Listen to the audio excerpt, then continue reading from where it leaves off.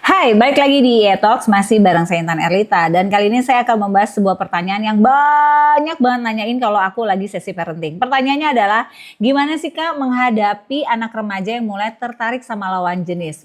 Kayaknya ini yang cocok jawab yang di balik kamera ya. Oke, gimana sih menghadapi remaja yang mulai tertarik sama lawan jenis? Prinsipnya adalah jadi teman diskusi, bukan jadi hakim. Ya, karena kalau kita jadi hakim menyatakan itu salah, nggak boleh bla bla bla, ya walaupun sih pengennya bilang nggak boleh ya. Tapi kalau secara langsung straight gitu, takutnya khawatirnya backstreet. Dan tahu ya, kalau anak udah backstreet itu lebih bahaya karena kita orang tuanya nggak bisa memantau. Jadi yang pertama adalah validasi perasaannya. Terima dulu kalau anak kita sudah menyukai lawan jenis. Bersyukur dulu lah, alhamdulillah lah. Di antara era-era LGBT, anak kita suka dengan lawan jenis itu sesuatu hal yang harus kita syukuri.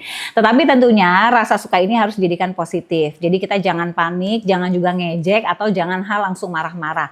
Bilang aja, ya wajar ya Kak kalau kamu udah suka sama lawan jenis, tapi sekarang fokus kamu di sekolah dulu, untuk lawan jenis nanti aja bla bla bla. Intinya kita validasi dulu, terima dulu perasaan anak kita.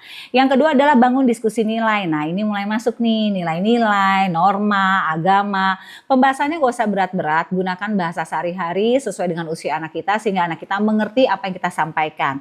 Kalau isinya kebanyakan nasihat dan larangan, anak cenderung bosan dan akhirnya mencari informasi tentang pacaran dari dunia maya. Ini lebih parah lagi karena informasinya banyak yang salah dan ngawur. Jadi kita harus kasih tahu mereka mengenai batasan, baik batasan fisik, waktu, dan emosi. Dan juga kita harus kasih tahu bagaimana mereka bisa menghormati diri sendiri dan orang lain. Tambahkan lagi kepada anak-anak kita, anak-anak harus belajar untuk dia menghargai diri sendiri dan harus mempunyai value. Sehingga anak-anak paham ini salah, ini benar, ini baik, dan ini buruk. Yang ketiga adalah jadilah tempat pulang.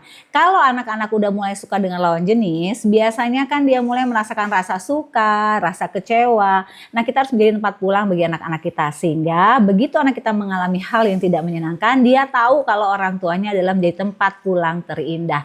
Dan ingat ya, semakin kita jadi tempat nyaman, dia pasti akan lebih ngedengerin omongan kita daripada omongan orang lain. Ini penting, jangan sampai anak kita merasa lebih nyaman dengan orang lain dibandingkan dengan orang tuanya. Gimana? Udah punya anak yang suka dengan lawan jenis?